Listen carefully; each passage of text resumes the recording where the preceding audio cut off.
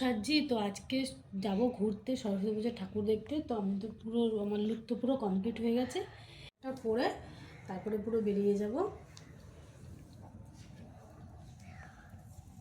তোমার ফুল মেকআপটা কেমন লাগছে অবশ্যই কমেন্ট করে জানিও। আমি তো এইভাবেই আজকে এই ড্রেসটাই পরেছি আর এইভাবেই হালকা মেকআপ করেছি। তো চলো তোমাদের সাথে দেখা হচ্ছে পুজো প্যান্ডেলে গিয়ে। হ্যালো ফ্রেন্ডস, সবাই কেমন আছো? আশা করছি সবাই ভালো আছো। আর আজকে যেহেতু সরস্বতী পুজোর সেকেন্ড দিন, তো ঘুরতে যাব না সেটা তো হয় না। তাই দেখো আমি কর্তামশাইয়ের সাথে বেরিয়ে গেছি। এখন সব ঠাকুরগুলো একটা একটা করে সব কিছু দেখব। আর দেখো আমরা দুজনে কিন্তু ভালো মতোই প্যান্ডেল লাইটিং দেখতে দেখতে যাচ্ছিলাম। তো দেখতে দেখতে হঠাৎ করে এই কাকু দেখো গাড়ি নিয়ে সামনে চলে এলো।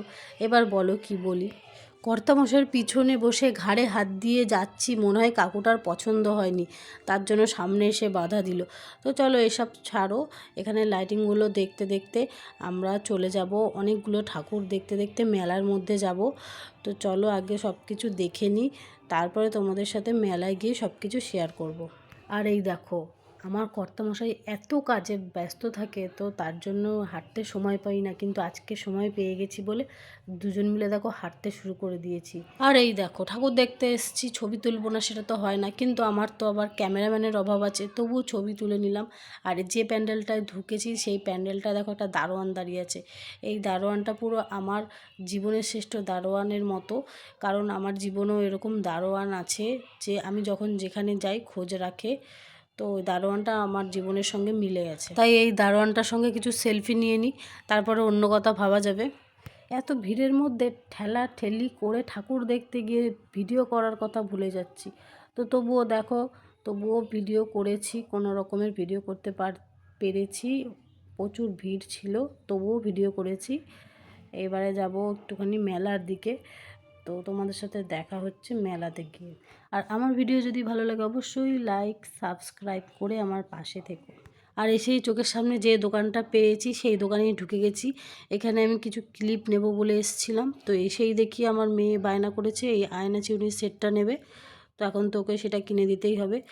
ওইটা কিনে দিয়ে আর আরও কিছু ক্লিপ কিনে নিয়ে তারপর আবার অন্যদিকে অন্য দোকানে যাব, কিছু কানের কিনবো।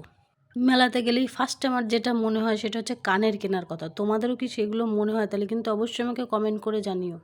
আমার মেয়ে দুদিন ধরে বায়না করেছে আইসক্রিম খাবো, কিন্তু আমি ঠান্ডার ভয়ের জন্য ওকে আইসক্রিম দিতে চাইনি, কিন্তু শেষ পর্যন্ত ওকে আইসক্রিমটা আমি খাইয়েই দিলাম। আর আমি এখানে ঘুগনি খেতে বসে গেছি, কারণ আমি একটু ডায়েট কন্ট্রোল করছি, তার জন্য তেলে ভাজা কিছু অন্য কিছু টাইপের ফাস্ট ফুড খাবো না, তাই জন্য কিছু না খেলেও হয় না, তাই জন্য একটুখানি ঘুগনিটা খেলাম। আমি ঘুগনিটা আমার খুব পছন্দ, তো ঘুগনিটা আমি খেয়ে নিচ্ছি। আর ঘুগনিটা সত্যি খুব ভালোই ছিল। তো ঘুগনিটা খেয়ে তারপরে মেয়ের জন্য কিছু খাবার নেব, খাবার নিয়ে তারপরে আমি বাড়ি যাব। লাস্ট পর্যন্ত এত কিছু কিনেছি যে হাত ব্যথা হয়ে গেছে, হাত ব্যথা করে নিয়ে তারপরেই বাড়ি এসেছি। আর যেটুকুনি যা ভিডিও করেছি আমার মেয়ের জন্য, আমার মেয়ে হলো ক্যামেরাম্যান। তো আজকে এইটুকুনি।